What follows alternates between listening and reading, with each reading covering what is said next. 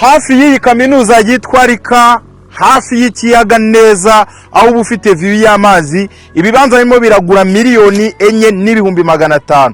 Ibi bibanza ni imari nano mu karere ka Bugesera, umurenge wa Rweru, aho bita Batima, ahantu heza cyane. Ngwino tujyane nkwereke site irimo ibibanza byiza ukwiriye kuguramo ikibanza.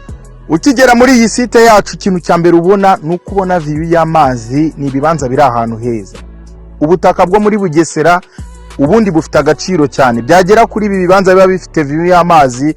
Ahantu nk'aha ngaha, iyo uri umuntu ureba kure, uraza ugafata ikibanza muri iyi site ukiteganyiriza kuko ejo hazaza. N'ahantu wazubaka hoteli, n'ahantu washyira resort. Umva nkubwire, iyi ngiyi ni diru cyane. Kuri miliyoni 4,500,000 urabona ikibanza gifite ubuso buhagije, ibibanza binini. Reba kuri iyi fishi twashyize muri video, urabona ko ari ibibanza byiza byinshi bikase neza, ibibanza byiza ndabikubwiye. Biri muri zoning ya R1, bifite ubuso buhagije, aho biri hari amazi n'umuriro, kandi uba witegeye neza ikiyaga. Mbere yuko ndangiza iyi video, reka mbanze nkwereke ko ibi bibanza ari byiza. Tubihagazemo urabona ko twitegeye ikiyaga, n'ahantu heza rwose. Kuri miliyoni 4 urahita ukorerwa mutation, kuko bifite ibyangombwa, uragura uhita ukorerwa mutation.